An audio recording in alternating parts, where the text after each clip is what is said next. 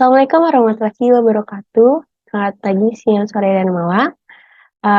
Salam sejahtera untuk kita semua. Semoga kita dalam keadaan sehat walafiat semuanya. Pertama-tama perkenalkan saya Aisyah Kinia Fadia dengan NPM 60222 dari kelas B.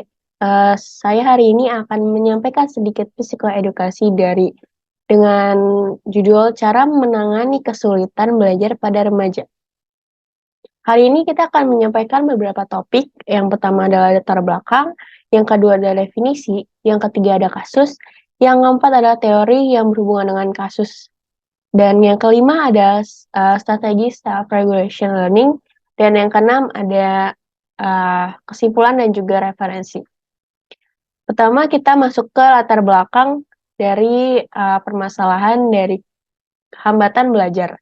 Latar belakangnya dari contoh kasus hambatan belajar kali ini adalah karena terpaksa untuk masuk jurusan yang tidak ia minati. Sebenarnya kasus ini sangat relevan dengan keadaan yang sering dialami oleh anak-anak karena terpaksa atau salah jurusan dan tidak dia minati.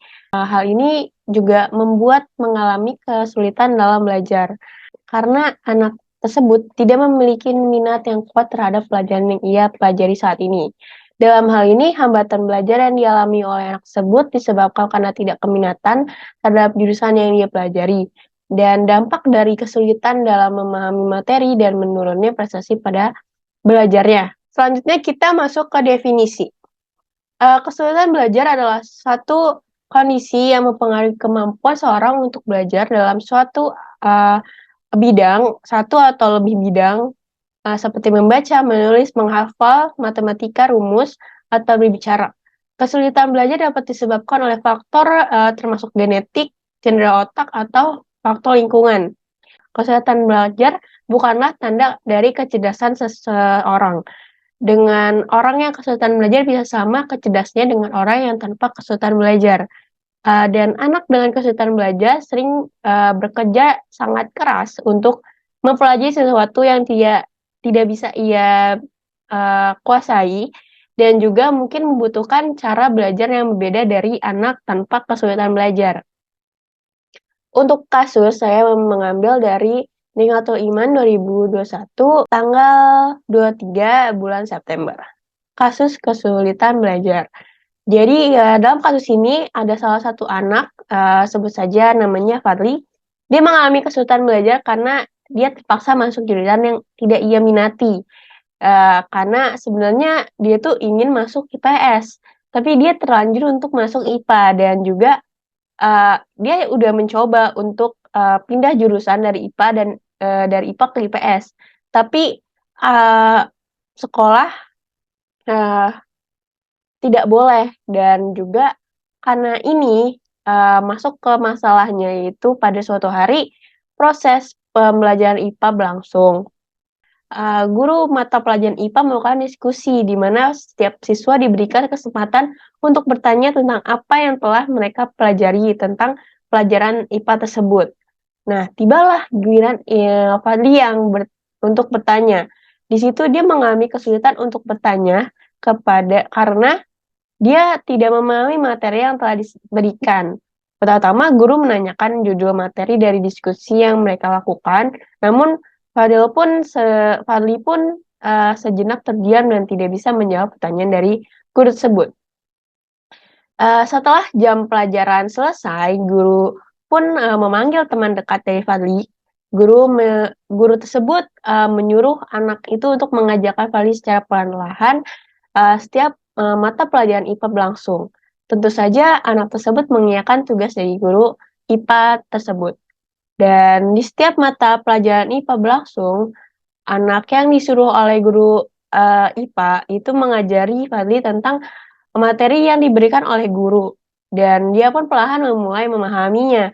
Namun hal ini juga bisa mengakibatkan penurunan prestasi dan juga mengakibatkan Fadli kesulitan belajar karena dia jadi sering tidur di kelas, main HP di kelas, penurunan motivasi belajar, juga sering datang terlambat atau membolos. Aktivitas belajar bagi Fadli tidak selamanya dapat berlangsung secara wajar, dan kadang-kadang lancar, kadang-kadang tidak, kadang-kadang dapat menangkap pembelajaran dengan lancar, juga kadang-kadang dia sangatlah sulit untuk menangkap pelajaran tersebut. Dan juga dalam hal semangat, terkadang dia semangatnya sangat tinggi, tapi juga sulit untuk mendapatkan konsentrasi. Masuk ke dalam teori. Teori yang katanya bisa memecahkan permasalahan dari kasus ini adalah Experimental Learning Theory atau ELT. Sebuah teori pelajaran yang mengutamakan pengalaman langsung sebagai metode pembelajaran yang efektif, seperti melakukan tugas, memecahkan masalah, atau berpartisipasi langsung dalam kegiatan yang nyata, seperti misalkan kalau misalnya di IPA langsung praktek, melihat kalau misalnya tumbuhan itu ada yang katanya gimana begini, tumbuhan itu ada yang berakar apa, itu nanti dia langsung berpraktek langsung atau enggak, eee, belajar tentang alur listrik, dia langsung mempraktekkan langsung. Itu langsung kayak dia, eee akan mengerti daripada hanya menerima informasi secara pasif. Dan hal ini dikembangkan oleh David Cope pada tahun 1984. Konsep belajar melalui siklus pengalaman terdiri dari 4 tahap, yaitu tahap pertama pengalaman konkret, kedua pengamatan reflektif, yang ketiga ada konseptualisasi abstrak, dan yang keempat pengujian aktif. Pada tahap pertama, anak atau individu mengalami situasi langsung atau melakukan tugas tertentu. Kemudian mereka melakukan refleksi terhadap pengalaman tersebut, mengamati apa yang mereka pelajari dan bagaimana hal yang berkaitan dengan pengetahuan sebelumnya. Selanjutnya, eee, individu dapat memahami atau mengambil pemahaman abstrak dari pengalaman tersebut, dan juga dapat mengembangkan konsep atau teori yang dapat diterapkan pada situasi lain. Yang terakhir, mereka menguji konsep atau teori tersebut melalui tindakan nyata atau pengalaman baru. Dan pada teori ini menekankan pentingnya pemrosesan informasi melalui pengalaman langsung dan refleksi untuk menciptakan pemahaman yang lebih mendalam dan kemampuan beradaptasi yang lebih baik. Karena kan sebenarnya dia itu, sulit belajar karena, salah jurusan. Jadi dia mungkin bisa dengan teori ini dia bisa lebih mampu untuk, mempunyai kemampuan beradaptasi yang lebih baik, dan lama-lama dia akan enjoy berada di, ketik enjoy di pelajaran IPA. Jadi tidak ada kesulitan belajar lagi. Karena dia sudah merasa, "Oh ternyata tidak sesulit apa yang aku bayangkan."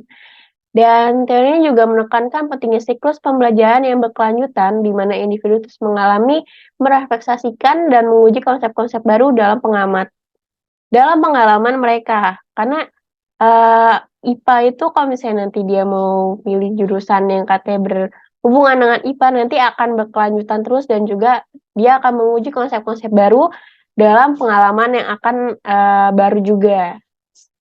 Selanjutnya ada strategi self-regulation learning dan motivasi belajar yang dapat membantu, untuk menangani permasalahan kasus yang tadi, alami. Pertama, pembuatan tujuan belajar yang jelas, untuk, menetapkan tujuan belajar yang spesifik dan juga, terukur. Dengan, dia mengetahui tujuan yang akan dia capai, dia akan lebih termotivasi untuk belajar lebih fokus dan efektif. Yang kedua, pembagian waktu yang efektif.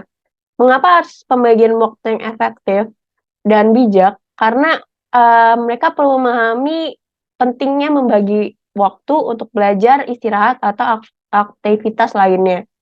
Dengan mengatur waktu dengan baik, eee, siswa atau anak tersebut akan meningkatkan efisiensi belajar mereka.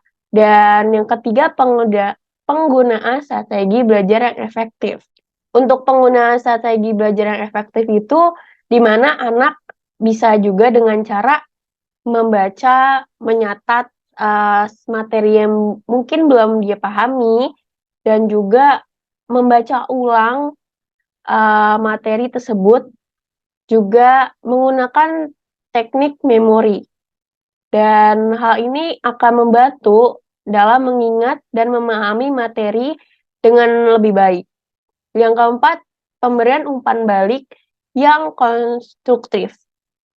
Mengapa harus adanya umpan balik positif pada siswa tentang kemajuan belajar mereka? Karena hal ini membantu untuk melihat kelebihan dan kelemahan yang mereka punyai di dalam belajar. Sehingga mereka bisa mengetahui kelemahan apa yang katanya mereka punya ketika mereka mempelajari pelajaran tersebut. Yang kelima, peningkatan motivasi intrinsik. Hal ini untuk mendorong siswa menemukan motivasi internal dalam belajar, karena guru dapat menghubungkan materi pelajaran yang menghubungkan materi pelajaran dengan minat dan keinginan siswa, serta memberikan tantangan yang sesuai dengan tingkatan yang dia mampu. Dengan motivasi intrinsik yang tinggi, mereka akan termotivasi untuk belajar dengan tekun. Keenam, memberi penguatan positif, di mana ketika mereka mencapai tujuan, mereka akan melakukan usaha yang baik dan dapat meningkatkan motivasi dan kepercayaan diri mereka untuk belajar hal tersebut. Yang tujuh, pembelajaran kolaboratif. Untuk pembelajaran kolaboratif ini kita memerlukan mereka untuk bekerja sama dengan anak lain atau siswa yang ada di sekelasnya atau kelompok. Kita membentuk kelompok agar nanti mereka saling membantu dan juga memotivasi satu sama lainnya. Juga nanti akan adanya pertukaran pengalaman atau pengetahuan.